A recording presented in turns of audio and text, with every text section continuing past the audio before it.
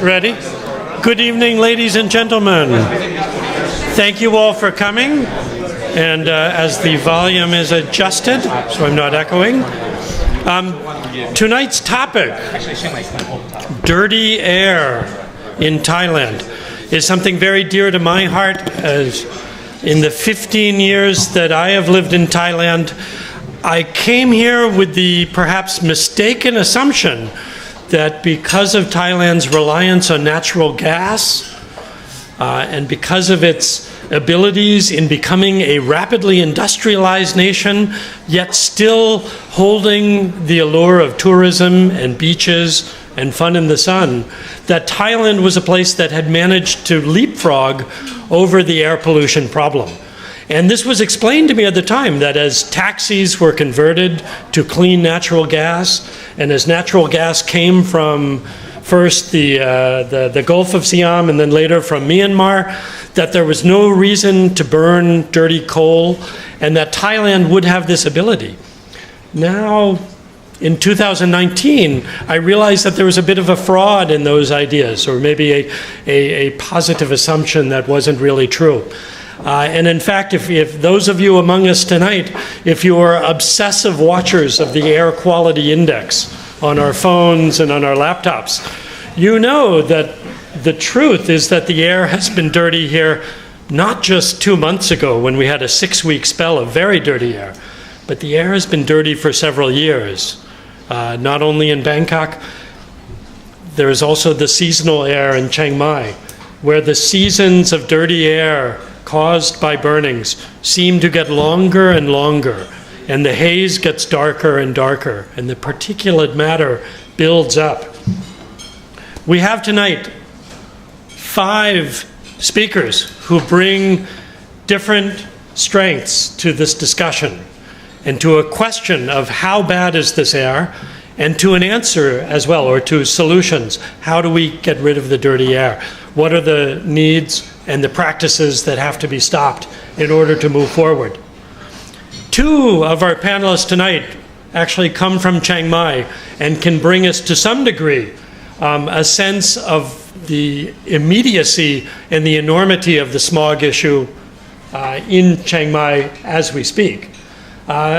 And then an additional 3 of our panelists can also bring us some of the bigger pictures and some of the policy opportunities and options that are available to Thailand.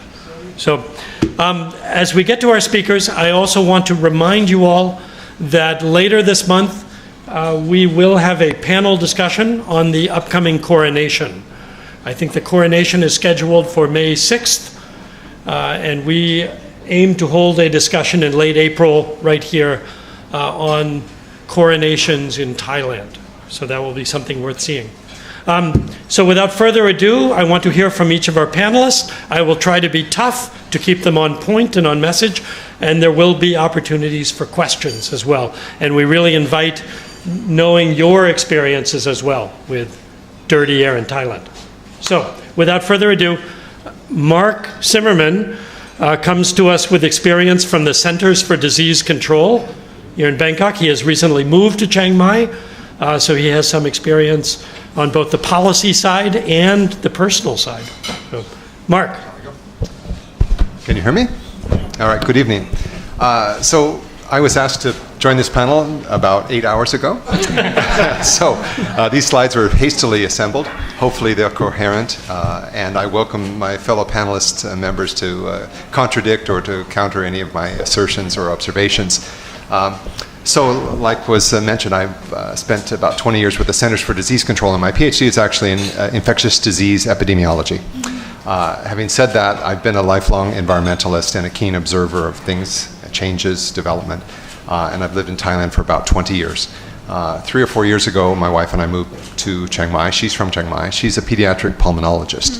So this issue affects us very personally on an everyday basis. Her clinic is filled with children who are suffering the consequences, the direct and immediate consequences of this air pollution crisis. And I spend a lot of time in the mountains, walking around, observing and asking questions and talking to people, local people and professionals, biologists and so forth, to try to learn what's going on. So hopefully I can shed a little bit of light, and then the other panelists can fill in all the gaps that I leave. So let's see here. So we have a pollution crisis in northern Thailand, and if any of you have been up there, you know that it is really, really bad. This has been going on now for about 2 months, day in, day out. It's difficult to describe the air. The air is putrid. It smells like death. When I wake up in the morning, I open the doors, walk out, it smells like something has died. And in fact, we've actually had birds drop from the trees in our yard in the past 6 weeks. Young barbets that normally sit on the tops of the trees, beautiful birds. It's worrying. It's really concerning. It's nothing that is just about an inconvenience. It's something that's very personal. And of course, this is about a physical insult to health. Everyone breathes air. Not to mention our pets and our farm animals, and all living creatures are breathing this air and suffering from it. But there's also a profound emotional, psychological consequence that I've observed. And people are stressed and angry and depressed and fearful and uncertain. And this affects everything we do. It affects our relationships, affects our work life, affects everything we do. So tens of thousands surely have sought medical care. The statistics are a little hard to follow, but we know, based on observation, that there's a lot of people getting sick. Obviously, the children, pregnant women, chronically ill, elderly people suffer the most, but everyone is affected. Everyone who breathes is affected by this. So we know that tourism has slowed. That's very obvious. Don't have statistics, but you just look around in Chiang Mai, you can tell that things have slowed down. School schedules have been disrupted and so forth. We're told to stay indoors, which makes sense on a first kind of level thinking. Stay inside. It might be safer inside. But when I obtained an accurate air quality monitor and was able to walk around, you go into the macro, you go into the central department stores, and you find air quality indexes, ppms of 300 inside the shopping malls, inside the businesses, inside your homes. So staying inside is not an answer. It may be a little bit better than being outside, but it's certainly not protective, completely protective. I think people feel that cool, air-conditioned air feels safer, it feels cleaner to us intuitively, but that is not the case, because I don't believe that our homes and offices are sealed environments, and our air conditioning systems are not designed to remove micron-sized particles. Perhaps other experts can tell me better, but I know for a fact that the indoor air is definitely not safe on many of these high pollution days. So obviously only the wealthy people can buy fancy masks and fill their houses full of filtration machines. Most people are not able to afford this. So they're living, breathing, sleeping indoors and outdoors with this kind of air pollution. Now, a lot of people have left. Anyone with money and the ability to leave has left for a few weeks or a few months. Some of my friends have said they're not coming back. So it's a little hard to know what the future is now for northern Thailand and Chiang Mai in particular. So these larger airborne particles, obviously if you're up there, you know right away they inflame your eyes, your nose, you cough, you have itchy throats and so forth. They're frustrating and difficult, but it's the small ones that make the big difference. These are ones that can pass right through our respiratory tree, through our air sacs, the alveoli, and directly into our bloodstreams. They're small enough to go straight into our bloodstreams after breathing them in. And these exposures are harmful and they're cumulative. So the children that are experiencing this year after year after year are experiencing real long-term harm and damage. And we see this in increased rates of asthma, cardiovascular disease, pneumonias, cancers, and premature deaths. Not just in Thailand, all over the world this is happening, but we know what's happening here as well. So in terms of the environmental consequences, I mean, there's the first level. The forest is burning, and that's bad. We all can kind of understand that. But we don't always appreciate the fact that there are countless animals that are being burned to death by these fires. Pictures are starting now to circulate on Facebook and other social media venues that show that these animals, and these are large and small, the little ones, the babies, the reptiles, the birds, the deer, the hares, the Siamese hares, etc., many thousands that'll never be counted are being burned to death every day by these fires. So they're very violent acts, in my opinion. They ravage the soils, they heat the soils, and it makes them harder, more acidic, makes them less able to decompose organic matter, which is what they need to do as part of the carbon cycle in the forest. The younger trees, when the burning is occurring in the lower, below the canopy, the forest floor, the younger trees, bushes and grasses all get burned, and this keeps the forest from regenerating. In other words, the younger trees never make it to become older trees when the forests are burned every single year. A lot of times these fires occur on steep mountainsides. And once those areas are burned away, and the rains do come, hopefully soon, I think, maybe May, I'm told, the water runs hard and it washes away the topsoil very quickly. This weakens the entire forest, and it also damages the water systems, the water supply for lowland areas like Bangkok. Ultimately, all the water we have here comes from up north, or most of it anyway. And then the other issue is the climate change. I don't know how many. I would love to find someone who could tell us or estimate how many tons of carbon are being released into the atmosphere by these fires, because obviously we don't need that carbon in the atmosphere at this point in terms of accelerating global warming. So what has been the response? I think you would have a hard time finding anyone in Chiang Mai that wouldn't agree with that first bullet. It's been slow and it's been inadequate. We've seen real simplistic, facile solutions that are just casually kind of thrown off the cuff that really don't solve anything and just frustrate people. We've seen lots of red tape, restrictions and delays and taking action and coordinating responses.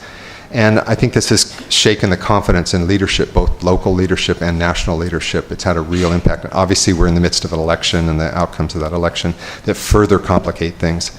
But this has been difficult for sure. So why? This is a question people ask me all the time. Why is this happening? You know, I think, and our panelists can tell me otherwise if they disagree, but I think at the root of this problem, we're looking at poverty and income inequality. We've had decades of development and the favored urban areas, particularly Bangkok, at to some degree the expense of rural areas. Rural mountain Thailand is poor Thailand, and it's not developing. And in many areas, the populations are actually declining. So there's less and less economic opportunity. And when that happens, these rural villagers turn to the forests that are all around them for sources of income. They look to see if they can make income from the forests. So what are the incentives to burn? I don't pretend that I have all the answers to this, and it's hard to know what's in the mind of an individual person when they light a fire. But I think there are two main drivers that are happening here. And first, there is this issue of contract corn farming by large agribusinesses that are interested in obtaining cheap animal feeds to feed the animals in factory farms and dairies in Thailand and across the region. This is an important source of inputs for their business model. There's some complication. I'm sure that there's some middlemen involved, but the bottom line is that the companies provide the corn seed and the fertilizer, and the villagers do the work. But most of them don't have land. They do not have tenure. They don't have title on land, especially low land, agriculture land that is irrigated. So they use the land that they have access to, which is in the forest. So in thousands of small patches on steep mountainsides, the forest gets cut. It gets planted with corn. The soil's poor. It only lasts a season or two, and then the cycle has to be repeated. It's called Swidden Agriculture, I think. Swidden. But this is happening. I had the idea, a little bit like our narrator mentioned a little while ago, that this had stopped, that this wasn't really a problem anymore in Thailand, that the efforts to contain the hardwood timber industry, cutting down illegal logging, had effectively stopped this kind of agriculture. But apparently that's not the case. So these are happening in small patches, and I've read some articles that suggest that these patches are as small as 100 square meters. These are not huge farms in the mountains. They're just little patches, but there are many, many thousands of them. And so taken over a large region, they have a very large impact. So in the dry, hot season, when these fires are lit, they spread quickly. There's no fire control. There's no way to stop them. So once you light a small patch of fire, it's going to burn for sometimes days, and there's no way to control or stop them. There's a terrific site from NASA, the US NASA Space Agency, that monitors fires. You can visit it and observe and do retrospective analysis and see all the thousands of fires in the region, precisely where they were started. So the second one is the booming Chinese middle class has a taste for wild mushrooms. This is quite interesting. It's really come on in the last few years. It's now a multi-billion-dollar market. I'm in touch with some of the mycologists at Kunming University who verified this. This is worth billions of dollars. And it's not just in Kunming, although Kunming is the center for this mushroom industry.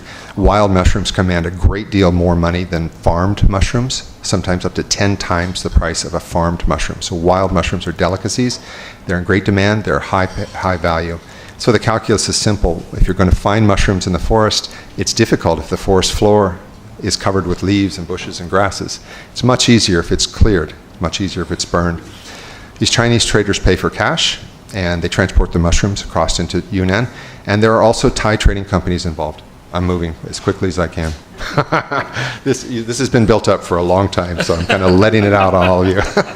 So, Thai trading companies are also involved. Check Alibaba. You're going to find trading companies based in Thailand that are selling mushrooms into the Chinese market right now. Okay, I'll skip that one just for things. First, what must be done? Incentive structures have to be changed. These people have a rational incentive to burn the forests, right? If you were them, you would probably do the same thing, and I probably would myself. These mountain villagers have to be given other options to earn sustainable incomes. Social support systems have to be put in place. And in the near term, I think a seasonal, conditional, direct cash transfer system, if the money's available, could actually help these people to not light these fires. Just some ideas. Our other moderators or panelists can tell us more. The current prohibitions are completely ineffective. I've seen no evidence that they work at all. Very few people are caught. When they're caught, there's no real consequence. We've got to have severe penalties, prison times, large fines, and so forth. The forest departments have to be funded a great deal more vigorously and staffed in a way that they can work year-round, not just during the fire season. The corn, I think agribusiness has to be fully accountable for their business model. The environmental and public health impacts of their business model are real and significant, and there's got to be some accountability. There's been history with tropical hardwoods and some success in stopping that trade, and I think that technology now, satellites and other technologies, can be put in place to help us identify where the corn is coming from and to verify if the people growing the corn have tenure, have title to that land, or if they're in fact growing it inside national parks and on forest land illegally. Mushrooms, kind of the same way. Transport, sale, all of this has to be monitored, has to be licensed, permitted, quotas, and so forth. Right now, as near as I can tell, it's more or less a free-for-all. Everybody just goes in and takes what they want or what they need. Yeah, that's got to stop. Okay, conclusion. I'm almost on time. One more minute. So this is a deadly serious problem. I hope I've made you a little bit discouraged and a little bit depressed, because that's what it's going to take for us to be able to change this. It's a complex problem, but humans caused it, and I think humans can resolve it. We need political will, real political will. We need adequate resources. We need real meaningful regional cooperation. I don't want to see mountain communities trampled. A lot of times we come in with a hammer and we try to solve problems with thinking outside of where the problem is actually occurring. We need to avoid that at all possible. In a few days, the rains are going to come, maybe a month. And the skies are going to get gorgeous again, which is why we love Chiang Mai. But if we ignore this, it's going to happen again next year, and again, and again, and again. And that would be an ongoing tragedy, and I don't think we can allow that. So I'm hoping that, given that the forests and the health of our people are at stake, we'll do something about it. Okay, so I'll stop there. Thank you, Mark. All right. Very good, very good.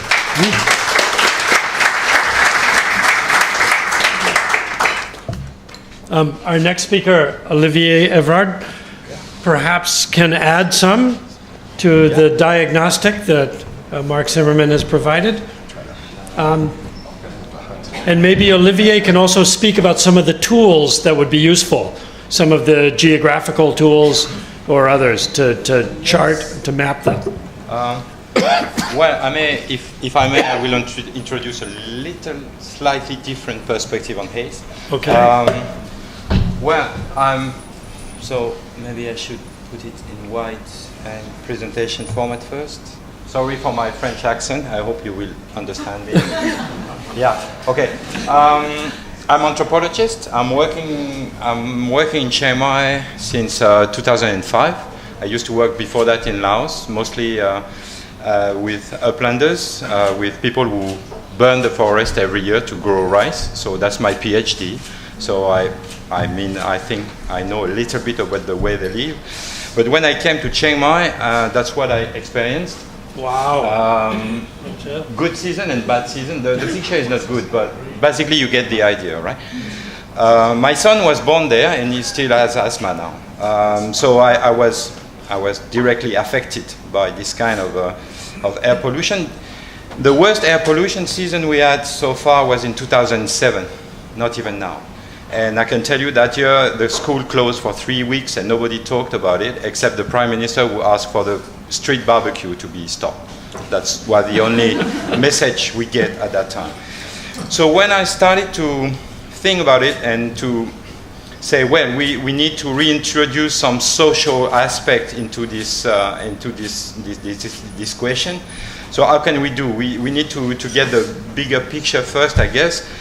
We need to go through hard science. We know that Chiang Mai is a valley, that we have geophysical settings and factors such as inversion layer, which make the haze staying low when you have high pressure.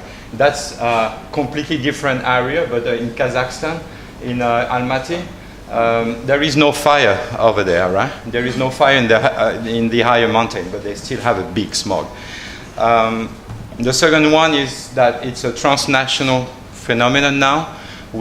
Since 2000, early 2000, NASA is observing that from satellite.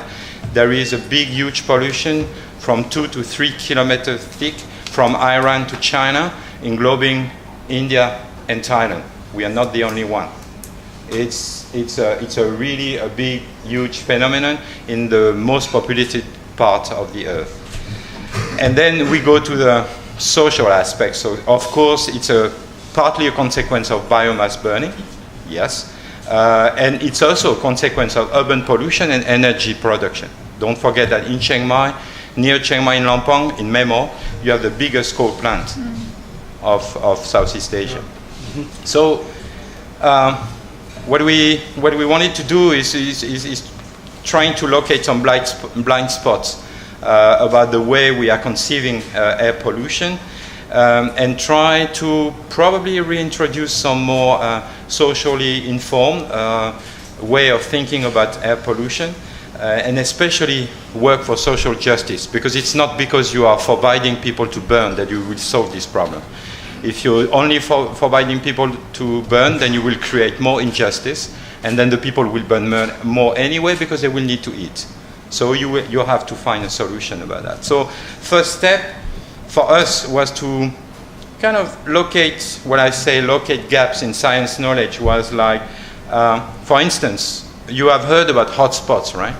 What is a hotspot? What is concretely a hotspot? You know that? I don't know. I'm on the field since 20 years in Southeast Asia. I can tell you there are many different kinds of fires.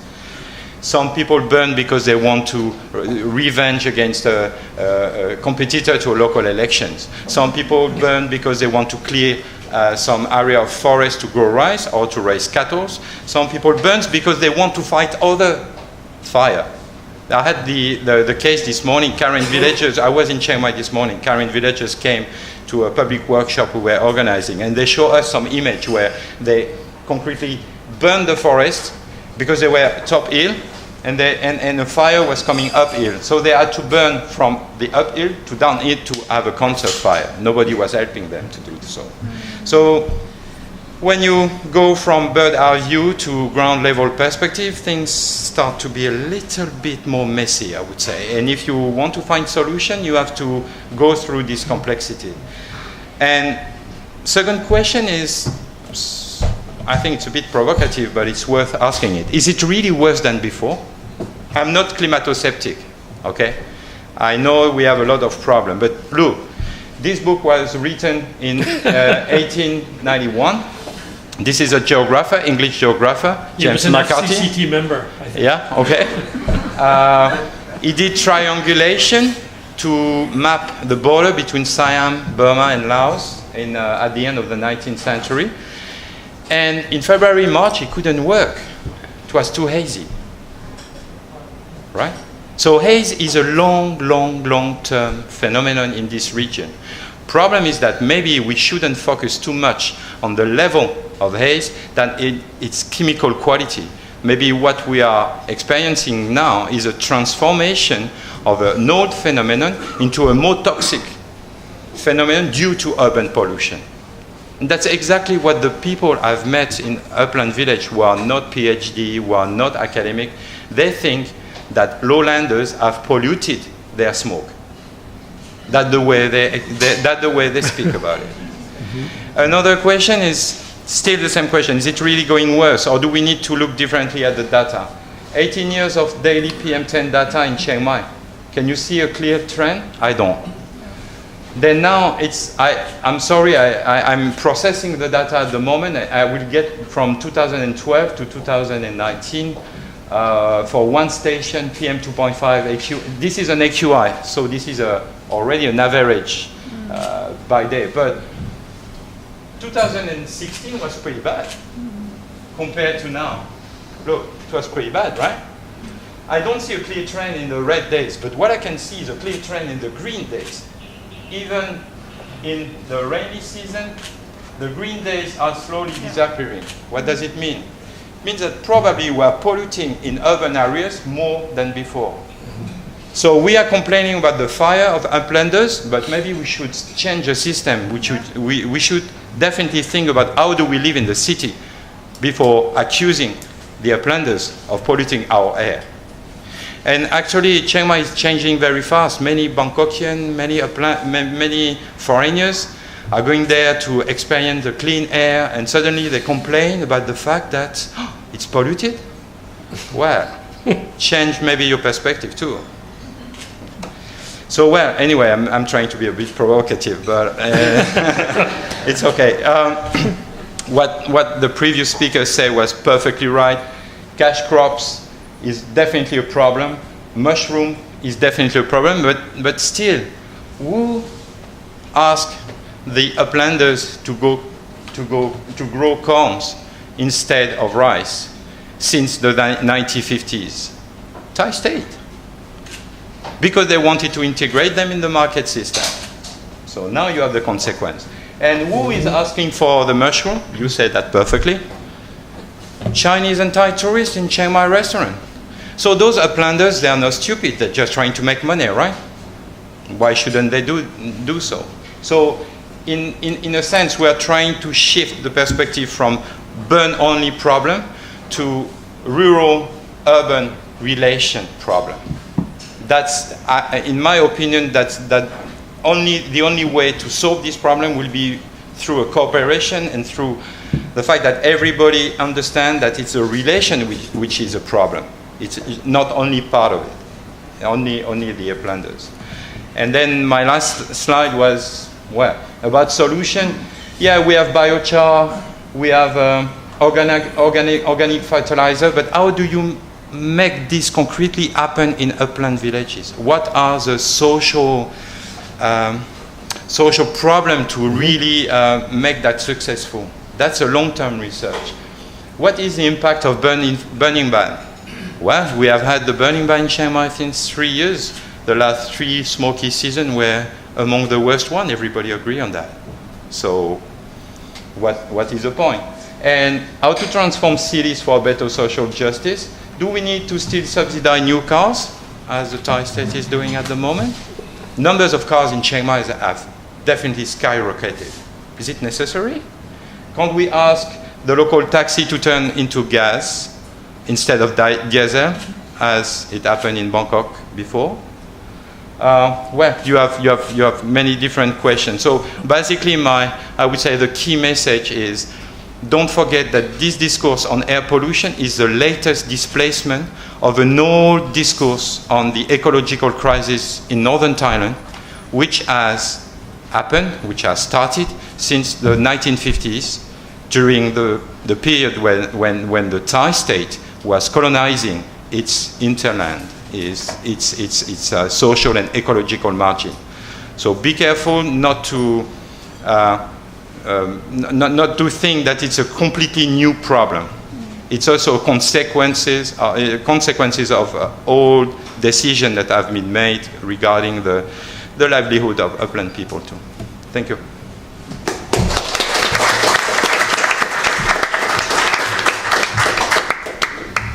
Okay, I'm wondering if Dr. Sawat, can you? So you have a PowerPoint too? Yes, I have PowerPoint here. And can you also address some of the Bangkok issues as well? Yeah, sure.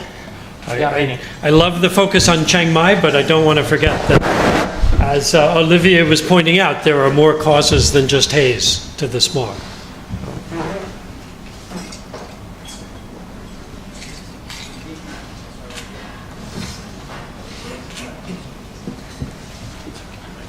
All right, okay. Firstly, it's my pleasure to be here, and sorry because English is not my first language. Actually, it's my third language after Thai and Japanese. So, if you cannot recognize my pronunciation, please feel free. Okay, and all of my presentation today is some of my publications, so I can send you email. If you need some of my previous publications, please feel free to send me email, and I will respond you back. So, because I'm doing my research related to the disaster management, and one thing that we really recognize is that 7 million people die each year, according to the WHO, World Health Organization, and it's not from tsunami, it's not from earthquakes, or it's not from flooding, it's from air pollution. And Southeast Asia alone is about 2 million. All right, so please recognize this number. And the majority of the death is happening in Asia. So, and when we're talking about the diseases as a consequence of air pollution, we might think about, of course, the lung cancer. Maybe it's come from the heart attack and strokes. It's happened, but there also have many new research that had been published in 2018 to 2019 that PM2.5 may be related with lung and liver disease and also Alzheimer. So this is something very new, and maybe WHO need to reconsider about the standard. So when we talk about the source, our previous presenters already explained about they have many different types of the emission sources. First, like traffic emissions, industry emissions, and also biomass burnings, the open burnings. Barbecue, yes, maybe it's not a big issue for the outdoor air pollutions, but it could be a main contributors for the pollutants inside the house, so indoor air quality and also the incense. So this is some sources that cannot be neglected. So what defines the dirty air? We really need to think about this. And when I received email from Paul to talk about the dirty air as the new normal. So the word new normal is, I'm scientist, especially I'm atmospheric chemist. I'm not very familiar with the new normal term because it's used for the economics. We need to reconsider about what is new normal. So what defines the dirty air? First, the dirty air is an air that has harmful levels of pollutants in it, and dirty air is not good for people to breathe. So there are three main keywords. What is harmful? What are the harmful levels? What are pollutants? And when we talk about people, is it children or adolescent, adult, or elderly? So there are many types of people as well, which I'm going to present later. Oh, sorry. So now we're talking about standard can be used to define harmful levels of pollutants, and pollutants can be further categorized into inorganic, like heavy metals, and also the organic, like persistent organic pollutants. Okay, so here is the list of air pollutants as used for calculations of air quality index. So when we look of the parameters that they use for AQI in different countries like India, China, EU, Mexico, UK, USA, you can see that Thailand has covering most of the parameters. But the problem is it's about the number. For example, PM2.5. Now in Thailand, the PCD Pollution Control Department, they use the number of 50 microgram per cubic meters within 24 hours. And for the annual average is 25. All right? What I'm going to present to you, this is the data reported by OECD.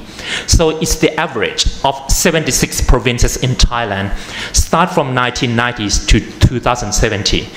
And this is the annual average of PM2.5 concentrations. So what you can see, it's close to 30 something and slightly dropped after the 2014 to 2017. But still, according to the PCD standards, the annual average is 25 microgram per cubic meters. So this is the same standard with the EU. But the US EPA is about 12, all right? And WHO is 10. So now when we look for what about other pollutants, the only heavy metals that PCD has, the standard is lead. They don't have arsenic, no. Nickel, no. Cadmium, no.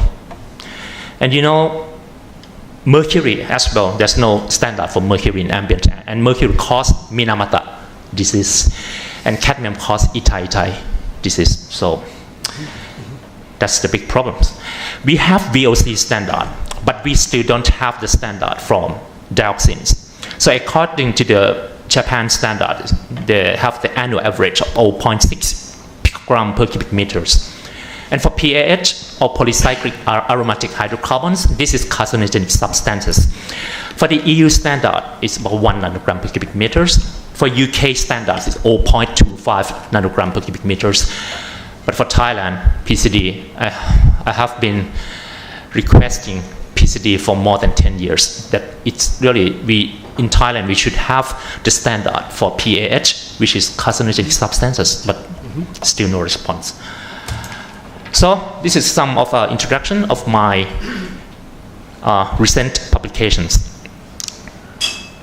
So firework displays can be another major source of PAH as well. And I did monitoring the PAH in PM10 during the Loi Krathong Festival and also the New Year Festival. And I see for the two events, so the firework display event and not firework display events. This data I monitored for 5 years and to separate the two events and see they have a significant increase of PAH or carcinogenic substance during the firework display. And also this is the publications of the risk assessment for children, preschool children, processed by PM2.5 bound PAH during the biomass burning in northern Thailand. And what we observed is the significant increase of carcinogenic substances in PM2.5 during the burning seasons. And this is, if you want to know how much metals you breathe each day in Bangkok, you can, please feel free to send me email. I will show you all the reports. Well, there's also some good news and bad news. Some good news is some heavy metals are below the standard, but like arsenic, cadmium and tungsten is still higher than the standard. And this is dioxins, you know, mutagenic substances from industrial boilers. So I did study what about the effects of the different type of industrial boilers that they release the dioxins, PCDD and PCDF. And this is the open burning. So during the haze seasons, we also observed a significant increase of PM2.5 bound PAH in northern Thailand. And this is this is quite interesting. I investigate the impacts of day-of-week trains in vehicle types, and guess Monday to Sunday, do you think which day has the highest pollutants? Thursday. Please guess. Monday. Friday. Yes. Worst traffic. And which day is the minimum? Sunday. No. Monday. No. It's Wednesday. So I call it Wednesday effect. the minimum pollutants is carbonaceous aerosols. We observe it in Wednesday, and this is 2 years data. And I separated, you know, Monday, Tuesday, Wednesday, and then try to see if they have any. I don't know why, but it seems that the Wednesday they have less pollutants. So maybe it's good if you want to have outdoor barbecue in Wednesday. instead of having on Friday. Well, just kidding. This is the collaboration with Chinese scientists. We also observed some black carbon that happened during the biomass burning emissions. And, oh yes, shipping emissions can cause the significant increase of PAH as well. Yes. So this is the first report in the world that I proved that the shipping emissions can cause PAH release. And because of this, it's going to be a policy for many ports around the world. 1 minute. All right, okay. Oh, they still have many. So Wow, yes.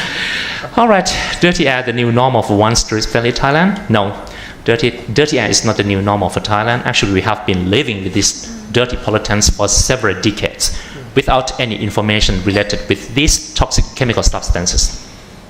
And furthermore, dirty air is trans-boundary pollution. So I would like to finish my presentation with this.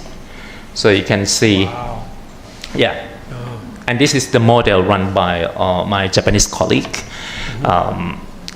This is in 9th of April, and you can see the PM 2.5 that, you know, even it's a zero emissions in Thailand. But if we don't have, yes, this one, But the Clean Air Act. Olivier, is that the same sort of solid mass that you were talking about? Yeah, At a regional, Yeah. across the continent, across Asia? That's depressing. Yeah. Okay, yeah. So, well, I and Dr. Wisnu, we are and all the friends trying to draft a white paper to propose to the new government about having Clean Air Act Thailand. Because now we have only environmental laws that have only 2 pages related with the air pollutions. So comparing to like Clean Air Act UK or in the US EPA, it's totally different. And yes, finally, we need Thailand EPA, Environmental Protection Agency, not Pollution Control Department, because actually they have some problems in the organization itself because they don't have authority to exercise the law. So what we need is we need Clean Air Act Thailand, and we also need the Thailand EPA to exercise the Clean Air Act. And this is my presentation. Thank you.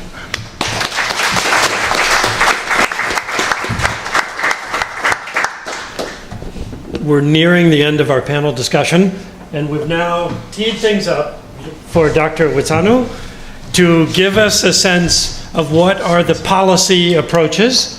What would a Clean Air Act look like for Thailand?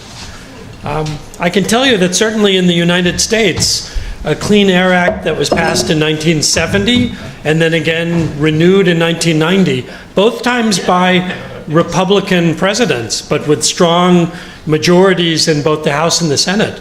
It really makes a difference. And today in the US, California clean air best practices basically run the entire country, affect the way that industries do their business and automobiles and others. So give us a sense for Thailand. Okay, all right. So thank you very much and good evening, everyone. So I would like to thank all speakers that talk all the material, or most of the material that I prepared today. So then I don't need to talk much, on the general issue about PM 2.5. So my role as an economist, so I try to valuing the environment. Basically, I try to value the PM 2.5 in this case. As you know, right, policymaker, they don't much know about, how many people sick and what happened in terms of the policy, right? So we need to give them the damage value that caused by PM 2.5. And also in terms of budgeting, they need to spend the money. In economics, they need to compare the benefit and the cost, right? And to see whether the limited budget is worth to invest. So that means we need to have the value of environment in this case, right? So I call this title as a social cost of air pollution in Thailand. And I will provide some specific solutions in economics and social perspectives, right? So for brief conclusion. So I try to value the PM 2.5 or air pollution in this case using some kind of economic theory. We use what we call subjective well-being. Basically, for the subjective well-being, they measure the happiness of people. You know, right? When we happy, it depends on several factors, right? For example, we have higher income, right? We have good environment. We have good society or something like that. And definitely environment is a key factor that determines our happiness in this case. So we try to use kind of econometric tools to measure this air pollution. And this is the survey that we have from the statistical office in Thailand. They collect the happiness data. And then we just mix the happiness data with the air quality data that we get from PCD, and also obtain the climate data, temperature, precipitation, something like that, to control for all factors that can determine the happiness. And then we want to extract what happened if the change in PM 2.5 or PM 10, right? How much the damage that they can make and reduce the happiness of the people or something like that, right? And so my finding in economics, we try to talk about willingness to play. I'm not sure whether you know this term, willingness to play, right? Basically, right, when you buy some goods, right, and we believe that two goods can be substitute to each other, right? Same thing here, money and the air quality, they can substitute to some way. You can think of if we have two rooms for you. One room, we have very high air pollution, right? The second room, we have very good air quality. Which room you want to stay? Clean room, right? Clean air room, right? But if I tell you all, it's not free. It have limited seats. So you all have to compete with each other. How much you are willing to pay for, right? That is the way that economists try to measure the value of the environment. Or you can think of two houses, right? We build exactly the same style, but the first one stay in the very bad air environment, right? And the second house stay in the very clean air environment. So the value of the house will be different, right? Which one should be more expensive? The clean air, right?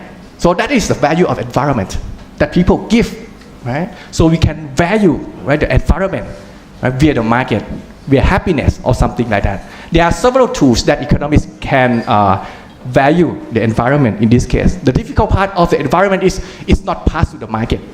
And if we have no market, we have no price, right? And if we have no price, so we can measure the value, right? That is the basic idea of environmental economics. And this is the solution that I have for Bangkok. This is the household willingness to play per microgram per year. This is about 6,000, right? 6,200 baht, right? I ran it with different functional form, and it's ranging from 6,200 to 6,300. And if we multiply, this is just one household. What happened in Bangkok? We have almost 3 million households, right? So basically, for Bangkok, this is the range of the damage in value term, 18,000 million baht per year. That is just only 1 microgram of PM10. That is above the safety level. And if we think of the safety level is WHO standard, right? For PM10, we are going to have like a 20 part per billion. But right now in Bangkok, we have about 44.21. So that means we have the bad air, right? Above the safety zone, around 24.2. And if we time this number with this value, we're gonna have the damage, social cost, right, in Bangkok. Roughly in the US term is 14,000 million US dollar, or this is the value in Thai. So this is a damage right now in 2017. This is the damage per year, not in total, right? And also we can measure all provinces in Thailand. What are the willingness to pay for each province? And we can calculate the damage similarly to Bangkok area.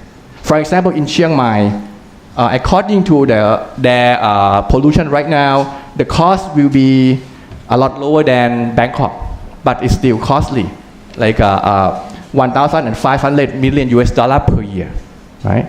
And this is just the province in Thailand, ranking by the willingness to pay, something like that. So now, we know right now it's very costly, right, for the society. How do we solve this problem? So in economics, we have several measures, and basically we know the sources, right, of the air pollution right now, right? At first, you can see from here the abbreviation in front. We have S, M, and L. S is a solution in the short term. M is a medium term. L is a long term. For example, the solution, first one is create awareness. This is very important. On the bad air day, what happened? No one wear mask, right? Not all people.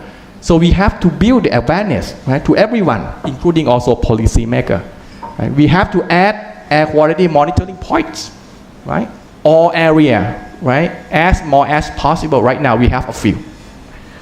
Third, we have to promote research to assess the impact of toxic dust on health. Right now, we pretty much rely on the foreign studies, right? But we have less study in Thailand. So we should do more here and use this result to create the awareness. Lastly, increase air quality standard in all pollutants. As Dr. Siwat said, we are pretty much have a standard a lot higher than WHO, right? We need to reduce, right, the number on that. And so now next is about the burning fossil fuel of car. This is also about thing happen in Bangkok, right? So the short run and to medium run is to limit the amount of car in the city area with the traffic congestion. For the medium term, we should increase the efficiency of public transportation systems. Right? We need to think of here. We don't need to wait for the next 4 years, right? And then wait for the SkyTrain to finish, right? That will be bad for us, right? Next, correct additional taxes for cars that have been used for many years in Thailand. Now the car is getting older. They pay the owner of the car will pay lower tax rate. That is not good, right? People will get the old car and then pollute high, right, level. But if we get higher tax, this is a way that we can reduce the old car, right? Get out of the old car and then add a new car to the system. And then we will have cleaner air in this case. Next, we can move to Euro 5 to Euro 6 standards for oil and vehicle. Everyone maybe know that Thailand use Euro 4 standard for the light vehicle. And for the heavy vehicle, we use Euro 3 right now. We implement Euro 4 since 2011, if I remember, 2011. Right now, we still stay here at 4. We have a plan to implement Euro 5 next year, 2020. But we postpone the plan to 2020 and postpone again to 2022. So what happened with our plan? That is the question, right? So we should stick with the plan and the roadmap. But right now, we don't stick with the roadmap. So that is the cause of the problem. Then we have to promote and prepare for the use of electric vehicles. Right? We all know here, but it's pretty much in the medium term because we need more infrastructure, right, to be done. Next, reduce burning fossil fuel and toxic material for factories. We know factory is a major cause also. We need to strict monitoring emission, right? Promote and upgrade environmental friendly production and promote clean air or clean energy technology for production. That is what we can do for factory. Now, let's go to the most important part, right? And this is related to the northern part of Thailand, outdoor burning, right? We have two sources, agricultural residuals and forests in this case. And we also have the problem both domestic and international, right, in this case. So what we can do for the forest preserve forest area, we need to implement the ban for outdoor burning, right? And we need to also promote burning management. If you all remember, last year and two years ago, in terms of climate change, we have La Nina year and we have neutral year. So what happened with these 2 years? We have more rainfall, right? And the forest will have a lot of fuel, right? The dry leaf, right? And if we have no management about the fuel, so what happened with this year? We faced with El Nino, right? And if someone, right, burn the forests, so now we have a lot more for fuel, and that can amplify, right, the air pollution in this case. The next thing that we can do, arrange the burning schedules. We all know that in the US or even Australia and several countries, they don't ban the burning for agriculture, but they ask the farmers to submit their request that they want to burn. And they submit this, and the government official, they will calculate by using like a wind speed and temperature, something like that, and see whether which day, which hour that they can burn, and how much in a day that they can burn, so that it will not generate much of air pollution. So we need to create incentive for environmental friendly farmers. Like if you are a good guy, right, we should give the reward, right? For example, if you sell sugarcane without burning, you should get higher price. And those who burn, you should decrease, right, the price to be lower, something like that. And we need to create markets for agricultural residuals. Basically, in economics, pollution happens because there is no market for them. If we create the markets for them, we will have no pollution at all. You can think of, right, the agricultural residuals. Why the farmer burn?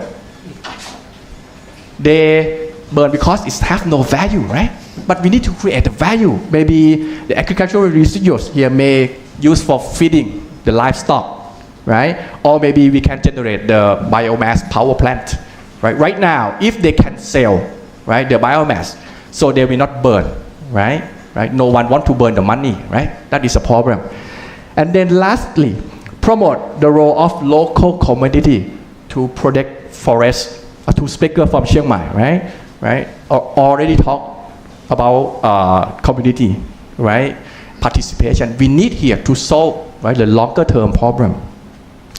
And lastly,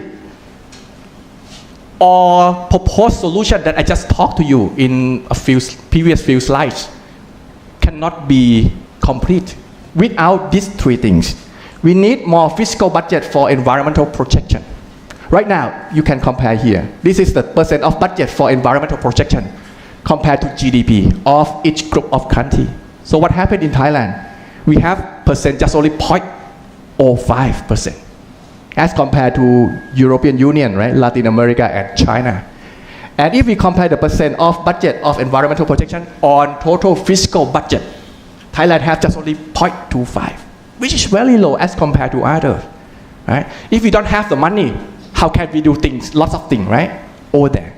You know that in Thailand for forest fire protection, we have the budget only like a 650 million baht. That's it for a whole country. Right? That is the bad thing, right? We should increase the budget. And we need Clean Air Act, as Dr. Sivat said, right? And we need Environmental Protection Agency for Thailand. All right, so that's all my presentation. Thank you very much. Okay.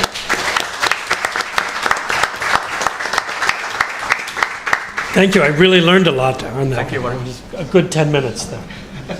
Okay. Kafuko, our last presenter gets the ability to wrap things up, to show us the bigger picture, and to show us the path forward. Yes. Thank you. Thank you. I don't know if I will manage to wrap things up, but I will try to use the remaining time that you have for us in a very efficient manner. I work for an agency called United Nations Environment Program. I work for Asia and the Pacific office. I'm based in Bangkok here, happily, last 10 years. My area of work is chemicals, waste, air quality, and health. So basically, all the pollution, dirty issue that really need to be solved so that we can live happy and healthy life come to my attention. So you can imagine how busy I am lately, particularly in Thailand. The last time I had a pleasure of being here was about plastic pollution, which is a big issue for Thailand and rest of Southeast Asia. Now I get to speak about another regionally hot topic, air pollution. Thailand, because I work for regional office that look after 41 countries of Asia and Pacific, I have a lot of opportunity to look at things in a perspective. Compare Thailand and other Southeast Asian countries or countries around the other side of the world like Mexico, for example, or South Africa, and see how we are as Thailand in terms of air pollution and what are the things that working elsewhere potentially Thailand can learn from, or do the Thailand also have things to share with other countries? One of the major work we have done in the last 2 years is something we call Air Pollution in Asia and the Pacific, Science-Based Solution, 25 Measures. So when my previous speaker was talking about those actions to be taken, I was almost thinking, did you copy our 25 measures? If you did, I'm very, very happy because that's how the regional perspective based on scientists, policymakers across the region can really be mainstream and taken into action at the national and local level. So what this report say, this report was compiled by UN Environment, Asia Pacific Clean Air Action Partnership, also Climate and Clean Air Coalition, that's a global entity, but involve more than 100 scientists and experts across the region. There are a few key messages. One, air pollution is no longer urban issue. Still, we hear from politicians, not so much anymore in Thailand, because I think Thailand politicians and decision makers are quite well aware what are causing air pollution in a different location. Thanks to a lot of sciences have been generated in Thailand, and that at least at the national level, the awareness across the policymakers and action takers on what are causing air pollution is no longer speculation. We have scientific evidence that show these are pollution sources and what environmental socioeconomic consequences will be if you don't do anything about it. So the air pollution in Thailand is not an urban issue. It's not about only traffic jam and fuel quality or emission from industries. There are a lot of activity happening in non-urban setting that affecting urban area, and urban pollution also affecting non-urban area. So this is very much combined phenomena, and we have to take the issue as such. And one pollution source that now we are particularly concerned, not only Thailand, but elsewhere in Asia, is waste burning. Waste burning fume from waste is particularly toxic. And this is the one type of pollution source I think we have not yet done enough study and link that to overall air quality.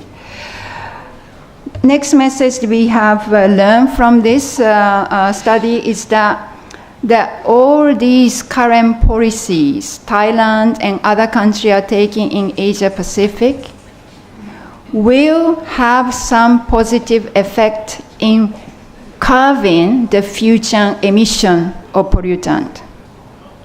Let me repeat.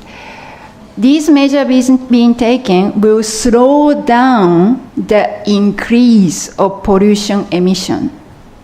However, they will definitely not enough to improve air quality. So by doing all these measures being taken, we may be able to produce less pollution, but it will not change overall air quality base.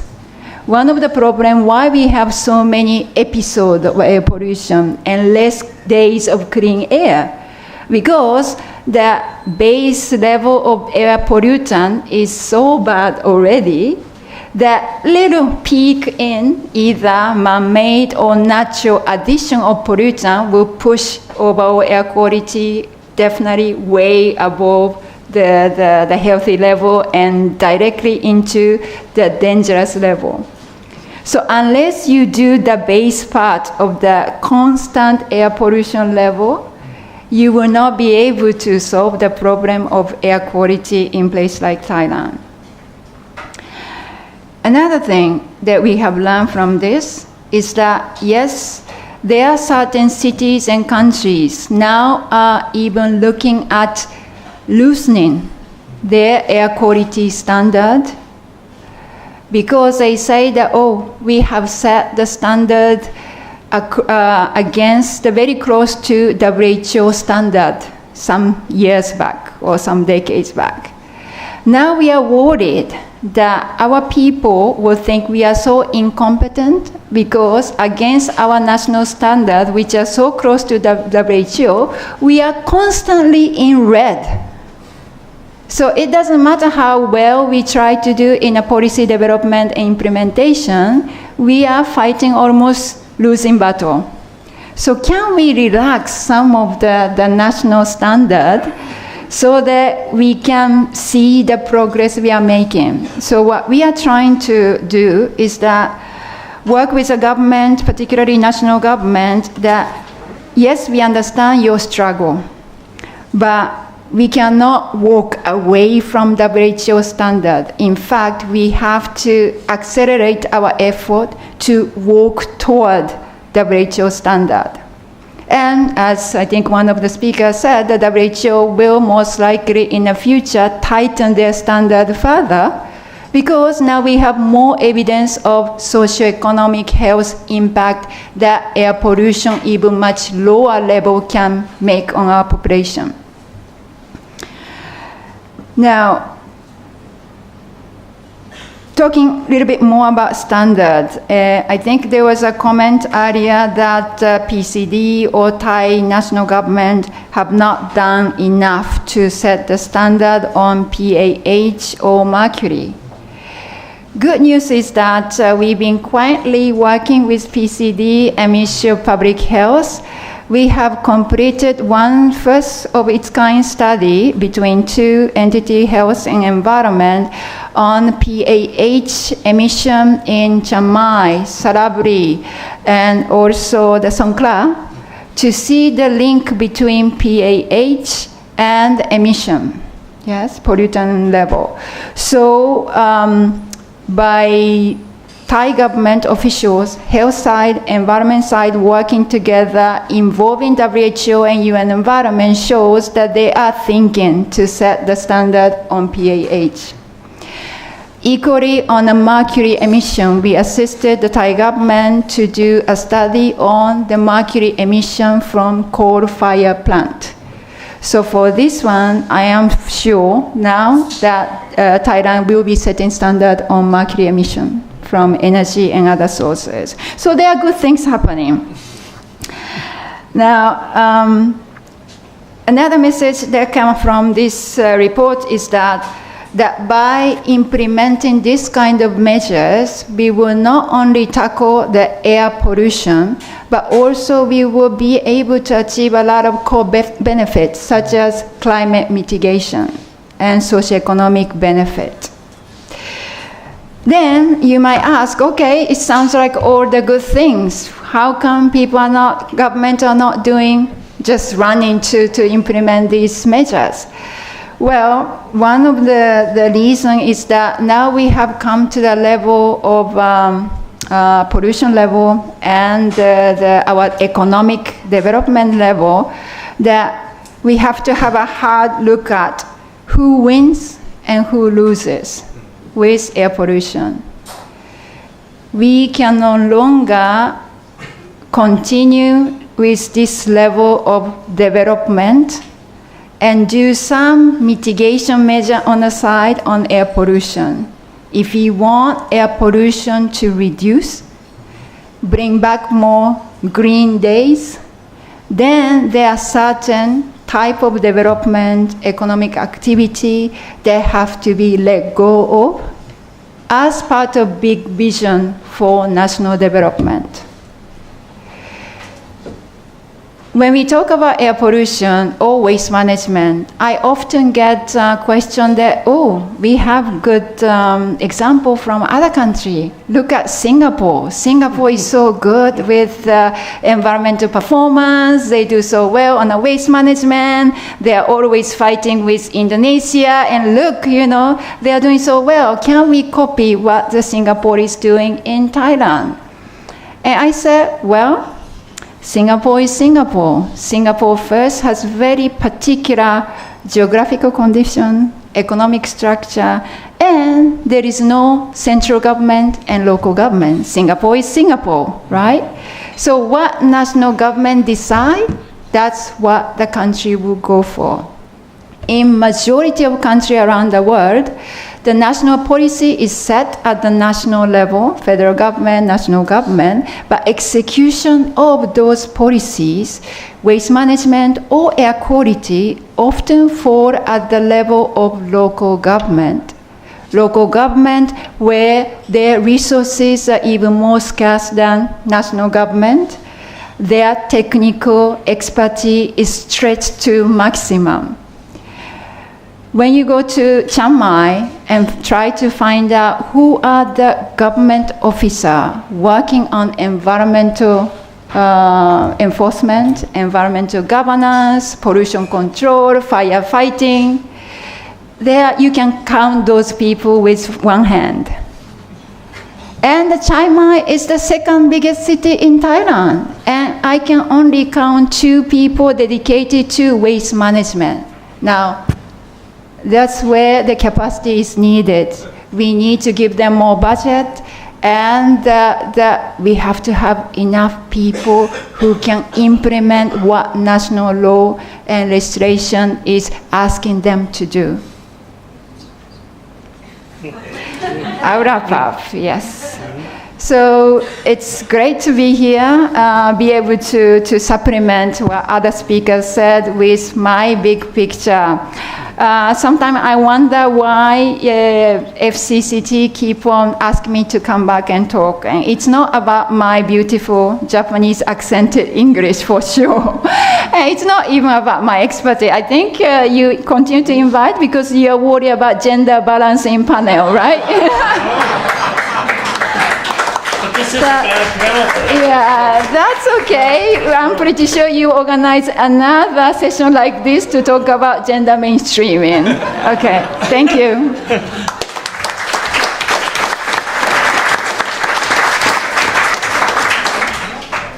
The floor is now open for questions. And as the moderator tonight, I get to make the first question. So I'm going to ask a lightning round question, which each panelist has to answer. You have 30 seconds to answer it. And I definitely want to hear the person from UNSL. You are not exempt from this question. The question is, with the Chiang Mai smog, as bad as it is right now, at a crisis level, if you were the Prime Minister of Thailand, now it helps to be a general if you want to be Prime Minister, but for the purposes of tonight, if you were the Prime Minister of Thailand, what is the one thing you would do tomorrow on the Chiang Mai crisis? What is one thing? Don't give me a list, but one thing. And we're going to start on this side. Yes, I think it should be, well, emergency. The Prime Minister should declare the disaster officially, because now they still keep, not announcing anything that it's like it's normal and nothing happened. But actually, maybe the government worry much about the image of the tourism because it's close to the Songkran festival. Exactly. And they don't want to talk about it. Tourism industry is one of the major incomes for the local people. Good. And Yeah, disaster declaration. Disaster declaration. Olivier? Yes, same disaster declaration, free shuttle to Phuket, and start Songkran early and pour water as much as you can on you, and that's definitely a thing I would do. I will increase the local government officer working on the environment issue by 20 times. Oh, very good, very good. Capacity. Send them up there. It's a great question, almost impossible to answer. I've observed even in the middle of days where we have 500 plus, 600 plus, I've observed many Thai parents dropping off their children to exercise outdoors and karate studios. I've seen Air Force cadets running laps at 500 plus. Someone's telling them to go do that. Right? So the level of awareness among the general Thai population is extremely low, and it's not being addressed. And I think if they understood the damage that's happening, they might be motivated to take some response. True. Public awareness. Okay. So for me, I will spend longer time talking with the local community, try to understand how they think, why they have to do that, and try to build a network as much as I can. So that is a short question. You're all good Prime Minister candidates, though. Good territory. Okay, let's take some questions. Please identify yourself. Keep your question as a question as much as you can, and tell us who it's for. Great. Good evening. My name is Anthony. I work for Bombardier here in Bangkok, so on the mass transit side of the equation, and I really learned a lot from all of you. So thank you for your passion and your dedication. It links to, I think, the last couple of comments. It's this idea of cutting through the clutter. Because what I see, we had an expert, a pulmonologist, come into our company last week, and he said, this stuff is complex. And he gave a great presentation, but it did nothing to decomplexify the issues.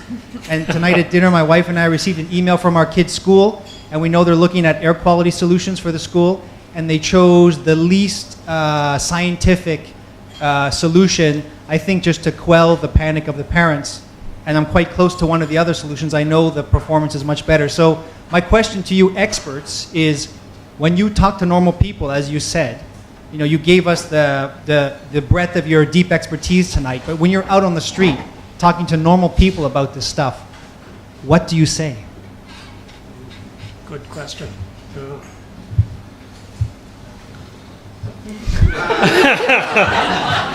Volunteers. Yeah, I can volunteer for that. First, I would say, and I think you say that as the first speaker, we all breathe the same air, including animals, including plants. Actually, plants do reverse with us sometimes. So it's because of that air pollution is different from any other pollution. And it's because of that it creates emotional fireworks all the time. So the first thing is to understand that this is our milieu, and we have to calm down a bit about that, because everybody is blaming the neighbor, everybody is blaming everyone. So first you have to understand the social issue around that. Then after that, there are kind of you are talking for schools, right? You have definitely technical solutions which are implemented now in Chiang Mai among the international school, where the parents are grouping together and buying some air purifiers. I'm not saying that's a long-term solution. I'm saying it's purely short-term. But if you care for the health of your kids, that's definitely something you should consider. After that, we have had many speakers about the mid-term and long-term solution. That's another level. But I would say, as a parent, that the first thing I would push through is first buying air purifiers. Second, maybe reconsider the calendar of the international school. They are in holiday in July and August. Why don't they send school? Why don't they send kids in holiday during March and April instead? That would be much better, I think. Well, actually, my answers will be in my PowerPoint presentation. If it's possible, I can open. Yeah.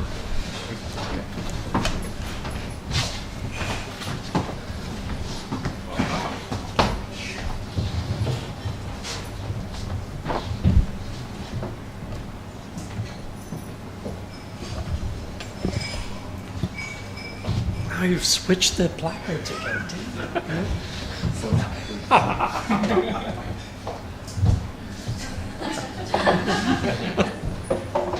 Yeah.